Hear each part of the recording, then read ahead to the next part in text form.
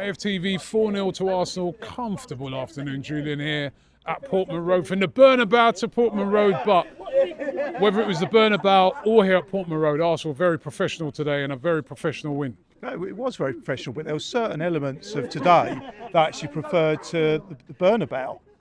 Preferred? Yeah, preferred. All right, give me those. Well, the first thing I have to say, the stadium. Although the Burnabout is a magnificent stadium, actually the fan experience here coming as an away fan to Ipswich, I thought was second to none. I've never actually had a seat on the halfway line up a tier. It was just brilliant. There was no netting, no cage. There was no police with batons that you had to that you had to dodge on the way in.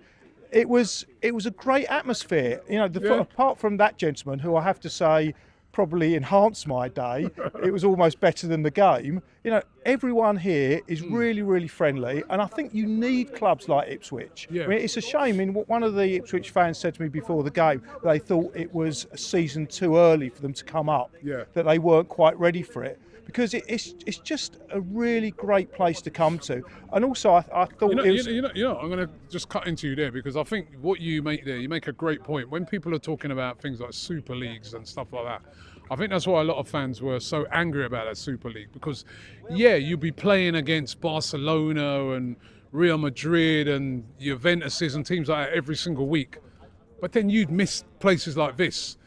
To me, I'm in agreement with you. You know what I mean? Coming from the Burnabout, 86,000, magnificent stadium, magnificent screen, all the best players in the world on the pitch. Yeah, fantastic. But then this is also a massive part of football. Coming to a ground like this, historic ground, great fans, lots of banter between the fans, close to the pitch. You know what I mean? You need this in football as well. It is so important. Yeah, I think we're in total agreement there, because when they started talking about the Super League to begin with, I saw the financial aspects, and I get that, and that's the way football's going. But in order to appreciate nights like Wednesday, you have to have days like today, because you have to have the contradiction. If you've got the same thing every week, you don't appreciate it. If we had to come to Ipswich every week, we wouldn't appreciate it. But when we go to Madrid and then we come here, we have something different. And also, I felt slightly it was slightly unfortunate, you know, the sending off. Unfortunate, he nearly took his leg off. Okay, there is no doubt that it should have been a sending off. But what that sending off did was actually ruin the game, and I think they should look at a difference in the rules. And I'll tell you why. What are you on about? He nearly broke the guy's leg. What? Look at what? What rule? You got. I mean, the only person who ruined the game for himself and for his teammate was that guy who got sent off. What the hell was he doing? Look where Saka is. Saka's not even in their half. Nah. To look at what rule. Yeah, I mean, what? Maybe you change it and bring in a rule to you got police waiting outside to take him to prison. And I wouldn't disagree. What he did was assault.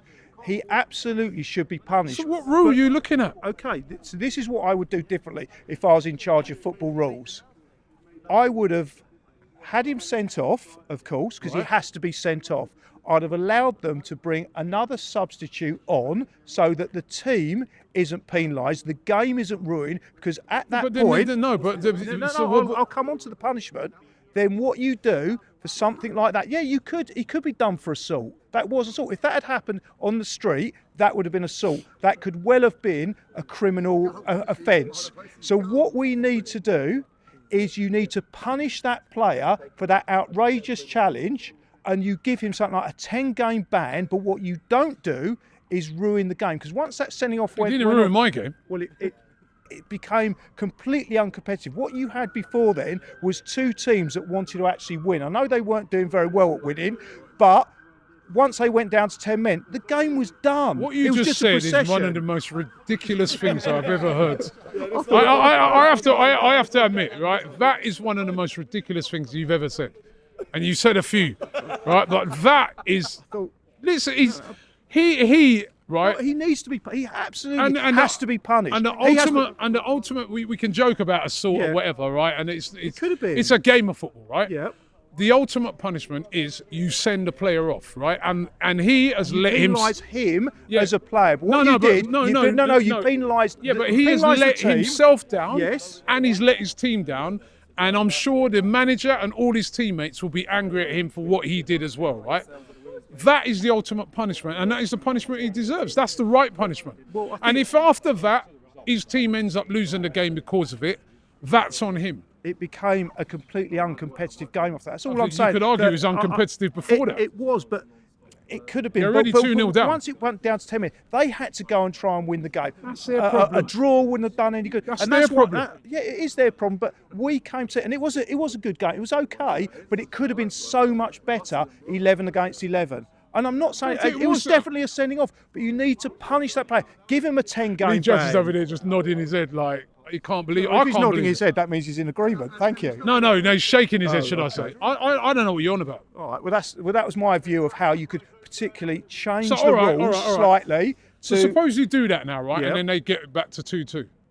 Yeah, but you're punishing. I'm not saying punish the player. He's got a 3-game ban, which isn't enough for me because he could have actually taken Saka out and he could have been out for the season. Answer your question, right? Yep. Supposing, right, Saka has to limp off injured, right? And we bring on a sub, right. So it's and then they get the game back to 2-2. Yep, and that would be fair game on them for bringing it back to 2-2.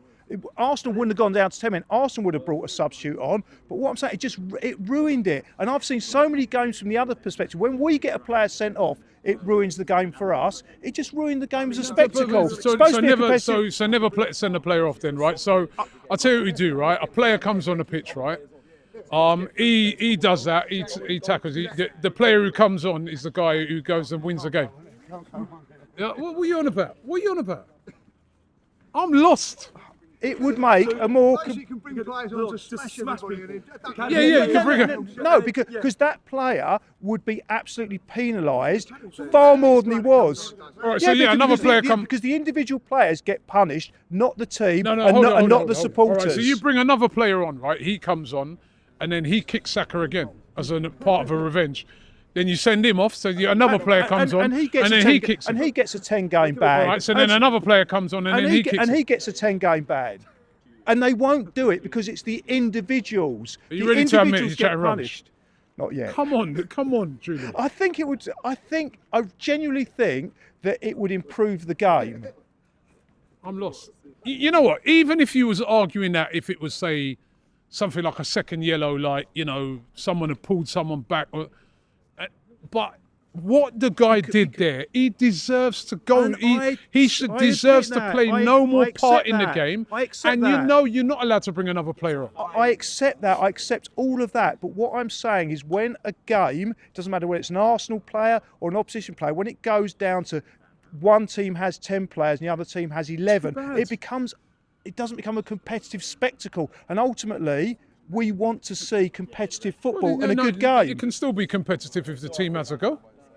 Listen, he's let his team down. He did. He's let himself down, his team down. He's even let his, the players on the other side down by nearly taking out a player. He did, right? And he deserved to be punished. And he was punished. He was punished, but not enough. And the team was punished, and the crowds a spectacle. The game was done. The game actually wasn't as good. The game was already done. We 2-0 before that, and then we went on to score another 2 goals. I actually thought we'd have scored more goals 11 against 11. That was my personal opinion. Finally, give me a man of the match. I think Marino, for me. Marino? I think he actually is one of these players that people don't appreciate how much he actually does. He gives us that presence in the box. He tracks back. He's got a flick. I didn't really notice at the time, but I've seen it back for the second goal. Martinelli, who I always get a lot of pleasure from when he scores, he did this little flick. I thought it was a Saka assist, but it was actually Marino, and it was subtle as well. I think the guy's got everything at the moment. I think he's a brilliant player. Maybe not when everyone's fit, he starts, but we absolutely need players like him, and I think he's doing a great job.